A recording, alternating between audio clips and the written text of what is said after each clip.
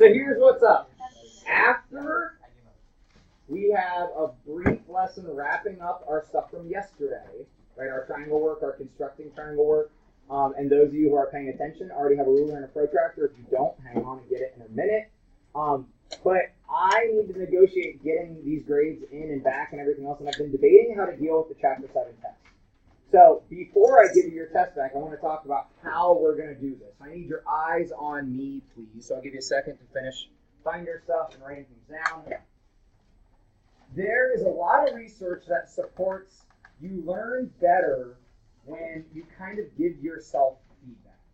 So I've gone through all of your tests, and I've marked right, wrong, and written some notes in there and stuff, but I've not given you a mastery grade. You did this on our chapter 3. Did I? I was trying to remember if I did this with this class or not. Yeah.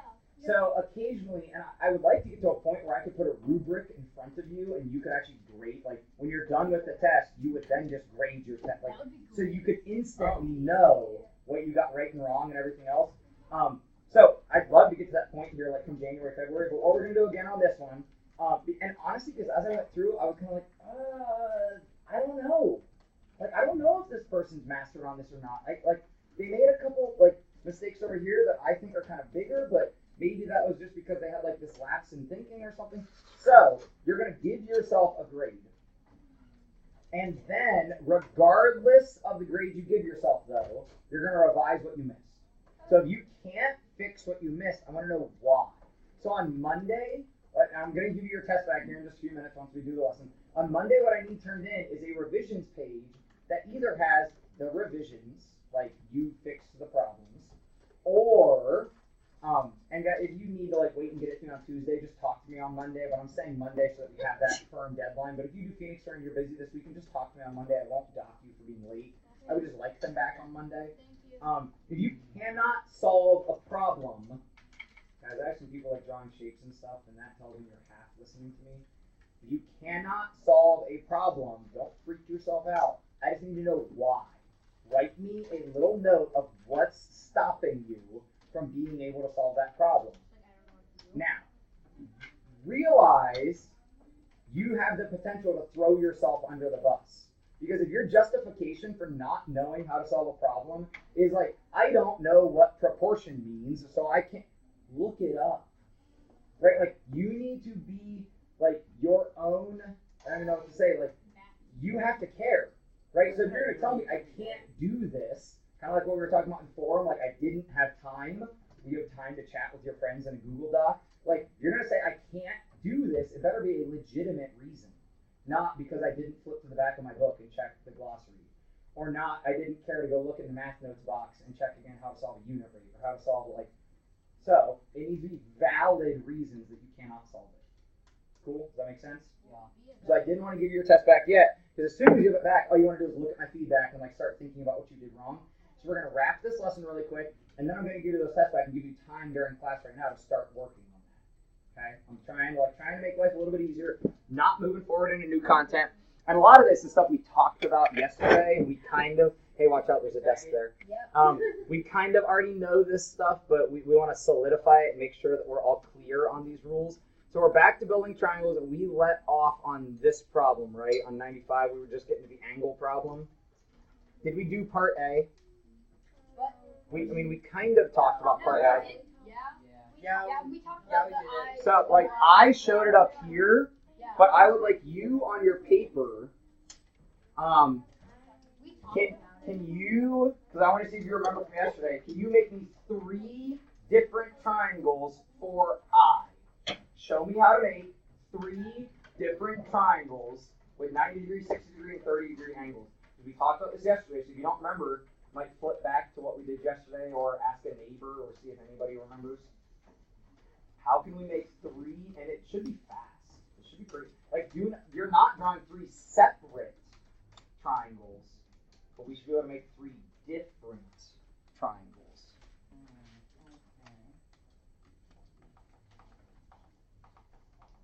I will use a protractor today so that I'm not just guessing on angles. Don't guess. Never go to the guess.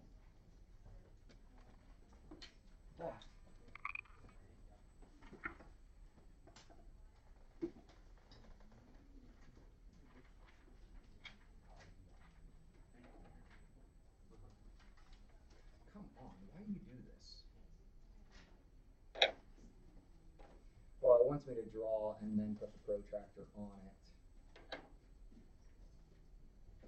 So remember, we line up our center dot right where you have like that intersection. How do we know which set of numbers to use? Yeah, look for the 0 where we pass through the 0.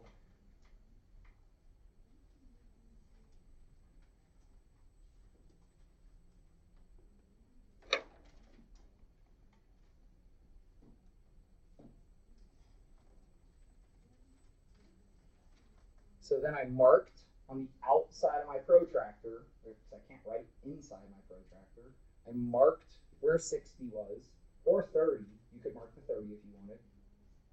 I drew my line. I don't have a ruler that I can use up here, so I just use my line tool. You would want to use a ruler or a straight edge of some sort. By the way, guys, there's a lot of options for straight edge, like the edge of your book can help you draw shapes. The edge of your pencil, like if you have 2 different pencils and you can draw on the edge of a pencil.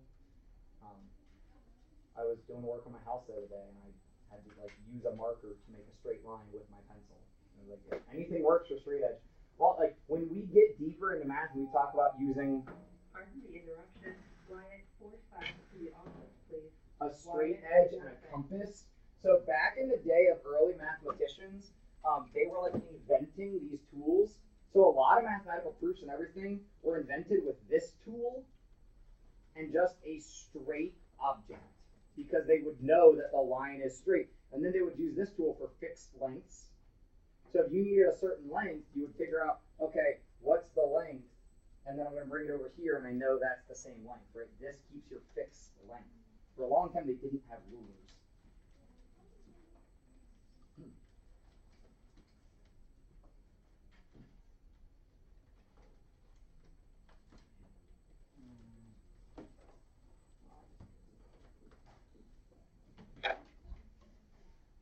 Now, this would have actually been easier if I'd done 30 degrees as my base angle. Let's use cards. See who was paying attention. I shouldn't say it like that. We'll see who was extra paying attention yesterday. Gabe. How can I take the one triangle that I've made and make 3 triangles that all meet the same criteria?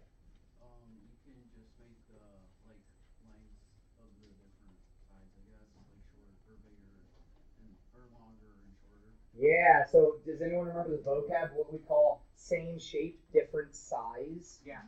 What's it called? Yes. Yeah, careful saying yeah. Starts with an S, so scale factor comes into play. S-I. Yeah, way to go, Mike. It's similar. So we want to make similar triangles. And guys, we could actually make infinitely many.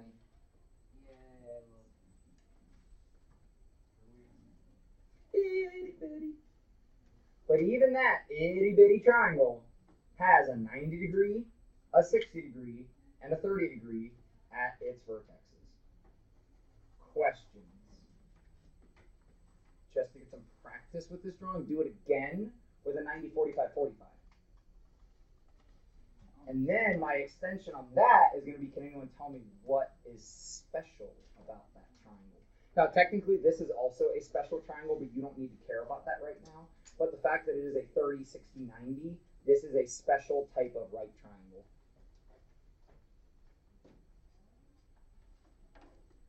I should just use my line tool. And when we're constructing, it's perfectly fine to draw too much. So when I go to construct my triangle, I might draw a really big line across, and then my vertical line may not like be all the way out at the end of my triangle. We can always erase. That's fine.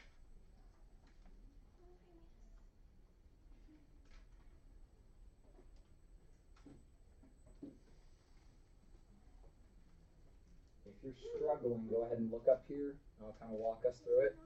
On my base line, I'm going to choose a point that will be my vertex. On that point, I place the intersection of my compass. Sorry, of my protractor. I have compass in my head from talking about constructions. I look for my 0. 0. I find the angle that I want and I mark it. Mark it. Then move my protractor and make my line.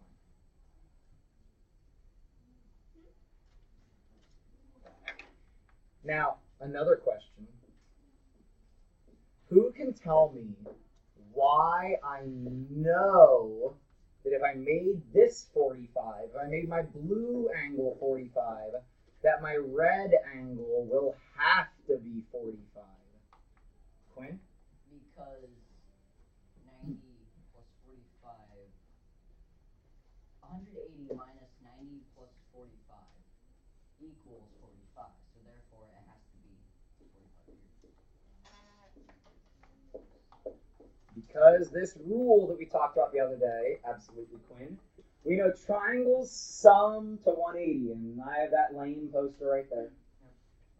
There's even lamer posters that are like if you're cold, stand in the corner because it's always 90 degrees and things like that.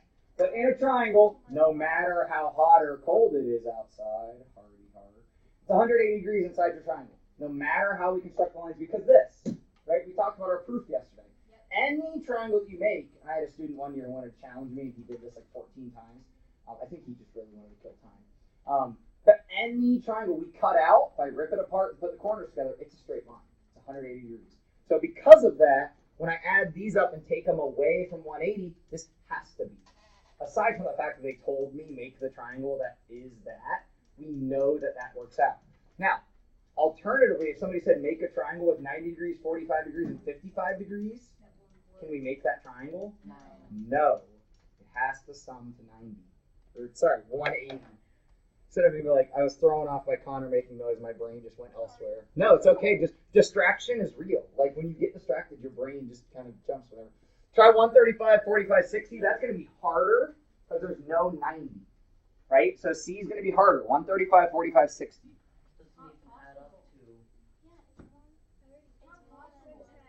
I'm not even going to try. Point trying, so it ain't possible. Yeah, we made a good angle that just doesn't. Okay, if you think it's not possible, show it. Okay. Like on your paper, show why. 16 plus 45 doesn't even equal. Okay, well I guess you could show the addition, but I'd rather you show the construction and why this is impossible. So again, choose a point. But now I'm choosing a left point and a right point. And, okay, so 135, 0. When I use a protractor, I always kind of think of it wasn't Wheel of Fortune. Price is Right. With the big spinner thing at the end. So on Price is Right, the like, yeah, for some reason, when I'm going around the protractor, I feel like I'm kind of like looking for the right, like you know how you want the $1 to come up? Yeah. Who actually knows what I'm talking about for Price is Right? Okay, like when you're homesick, hopefully it's still on. My mom went to go see it whenever she was in I can make a trap.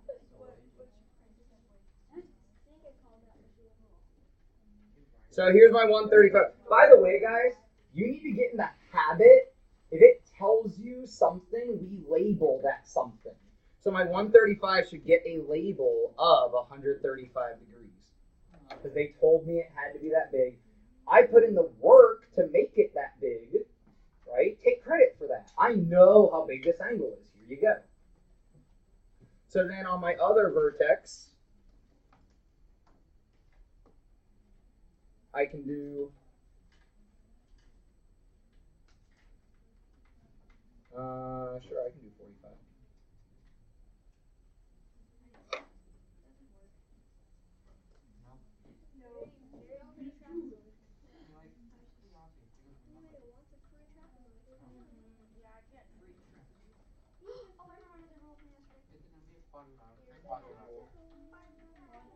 Now, hold up. Hopefully you have something kind of like this on your paper. If you did 60 degrees, it'll be even wider up. But if we did 45, check this out. I'm going to blow your brain. how big is this angle on the outside here? How do we figure that out? Who can walk me, Olivia? So a Straight line's 180. subtract 135 from Okay, so what do we get? So 80 minus 35, essentially, forget about the hundreds. 45. If this angle lifts up at 45 degrees, like lifts up, right, not around this way, but if we come from here, and this angle lifts up at 45 degrees, what could we say about these lines? They're parallel. They're how do we notate that? The two lines. That's They'll never congruent. intersect. The what? They'll never intersect. Well, yeah, that's what parallel means. They'll never intersect. How do we notate that? Wait, You may not know. It's okay. is it one This is line? why I have a job. No, it's a triangle. No, it's two lines. Oh. I did know that. The arrows on both of them, that is not the end arrow. That is not a ray. When I put it in the middle of the line, that says this is parallel with that, which means this won't work.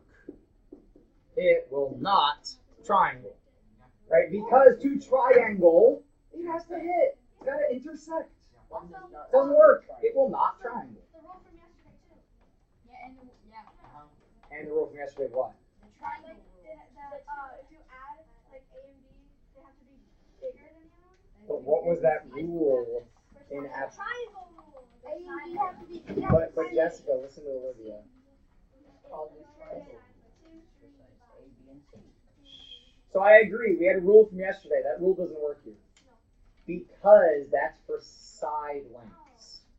The only rule related with angles and triangles is you got to add up to 180. Which this doesn't, right? So if we just do the math, we can show the math also. What's it add up to? Adds up to 240. Yeah, way too much, right? Like a lot too much. Connor? Yeah, if one is the angle of 180 is a triangle, what about for quadrilateral? You might have been out of the room when we talked about this rule the other day. It bumps up by 180 every time we go up a shape. So if we go back to these notes, the number of sides and the degrees inside of it is a proportional relationship after we start. So once we start increasing, we increase by 180 degrees every time we go up a side line. So there's actually if you want the formula, okay, this is over teaching, but some of you care. So this is a really interesting formula for any, actually go ahead and write this down. Write down any polygon.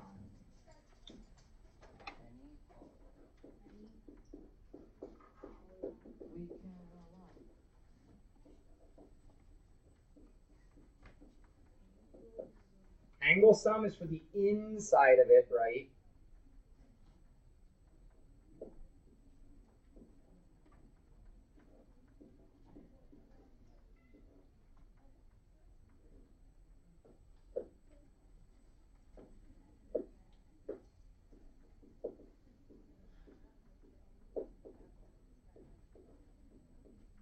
So we can actually call this an n-gon. An n-gon, like this is a term that we use. An n-gon is a polygon of size n. We do not know, but there's a number, like n, number of sides. Once I know the number of sides, if it's a triangle, 3 minus 2, 1 times 180. Okay, we have 180 degrees in a triangle. We have an 18-gon. Okay, 18 minus 2, 16 times 180. I can find the total degree measures that quickly. This is the rule for any polygon with straight lines, right? Polygons have to be straight lines intersecting. Doesn't matter if it's regular, like whether it's a perfect octagon or just an 8-sided shape that's awkward, this rule applies. George? So like when you don't have a polygon, like is there a rule for like those? No, because then we involve curves and weird things like that. So there are other rules, but nothing like this, nothing that straightforward. Okay. Right? That is the rule for the angle measures on the inside of any closed polygon. So, like if I pull up my little Smartboard Shapes tool and I throw down here like a 12-gon, we could then say the interior measures. Stop. I hate when my computer does that. All of these angles added up together. 18,000 or 1,800, right? Or Yeah, no, you're still making it too easy. No, this is a 12 gun, right? Yeah. So 1, 2, I count all the way around, and I have 12 sides, which means I have 12 angles. So I plug in 12 minus 2, 10 times 180. This entire inside will sum to 1,800. Please come to the office. Penelope Chauffant, please come to the office. You don't need to know that rule right now. It's just interesting. So for the fact that we're the advanced math class, I thought I'd throw it at you because it's like, to me, this is one of those things that's beautiful. You could give me a 720 gon, and I can tell you how many degrees are inside of it. Now, to us, that will look like a circle, right? Even this almost looks like a circle, but we could calculate it, right? And to me, that's beautiful. Does that mean what? Yeah.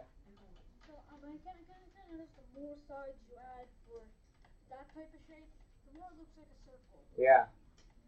So then you can make the argument, does a circle have an interior degree measure of infinity? Oh, that is yes. But it's not a polygon, right? So it's not a polygon, so this rule doesn't actually apply. But if a circle is a polygon of infinitely many sides, quote unquote, right? Like you can make all these kind of... If you make that, if you make like an infinite amount of angles for that Yeah. polygon, it will look like a circle. Right. Weird. All right. So we talked yesterday, and we're going to wrap here in just a couple minutes. We talked yesterday about the rules for what we have to have. Now, hold on. We hypothesized, and I can scroll up a little bit, and like this is, I'm just going to talk through what this talks about. We hypothesized if I have all, if I have all 3 side lengths, right? Like I give you 3 pieces of lumber, and let's say it works to make a triangle. It meets the triangle sum rule, which, in case you didn't get it yesterday, is right down here. The triangle inequality for side lengths. And my favorite band's 311, so I like to use those numbers. But so we said 3 side lengths seems to only give us 1 triangle, right? Because even if I switch where things are, it'll just change how the triangle looks. It'll flip it, rotate it, whatever else. 3 angles, does that give us a particular triangle? No, because we just saw we could actually make infinitely many similar triangles. Continuing to enforce that vocab. So what about if I gave you 2, and I'm not going to give you the answer to this today. This is like ponder it in your head as you do your practice work. If I gave you 2 side lengths and 1 angle. Or if I gave you, because we're talking, like Quinn made the assertion the other day that I think 3 pieces of information is all we need. And then we decided 3 angles doesn't quite work, but 3 side lengths does. What if I gave you 2 side lengths and 1 angle? Or 2 angles and 1 side length? Which actually, if I give you 2 angles, we know that we could figure out the third one, right? So I give you 2 angles. I really give you 3 angles, and I know 1 side length. Like, what would make particular triangles? And I just want that question to simmer in your head as you do your practice work. Okay, so we've said, we've hypothesized, we think 3 side lengths, like what's shown here in 96, will make the same triangle. It just might look different, might be turned awkwardly. But think about it. And don't call this side lengths 1, 2, 3, because that wouldn't be a triangle. Right? 1, 2, 3 wouldn't work, because 1 and 2 are not more than 3. But if we look at 1 tick, 2 tick, 3 tick, even if I rearrange where they are, if you change any of the locations, it's the same triangle. It's just turned differently. So like Ender says in Ender's Game, there is no up or down in space, right? In geometry, we can manipulate things however we want. That's the same triangle. Looks different, but it's the same. Are we okay with how we kind of talk about these things? Yes. So they're congruent is the math name. They're congruent because they're the same size, same shape, same everything, but they are turned differently. So that's orientation and how it's oriented. And location. And that's pretty much this lesson. So yeah, that's today. So we got like 15, I think we got more than that. So we have almost 20 minutes left. Yep. You need to work on yesterday's homework / today's homework. Go ahead and pull that out. I'm going to pass back all these masteries and a bunch of other stuff I have to pass back. So the rest of the day is just essentially good time. If you want to get ahead, what we're doing next week is Chapter 8 closure. To start off the week, and then we're doing the Chapter 8 mastery. Probably pretty quick into the week. We'll likely take your mastery on Wednesday next week, just so you're aware. We got to squeeze it in on this quarter. We don't want to trail grades in the next quarter again. Easier to get it done now.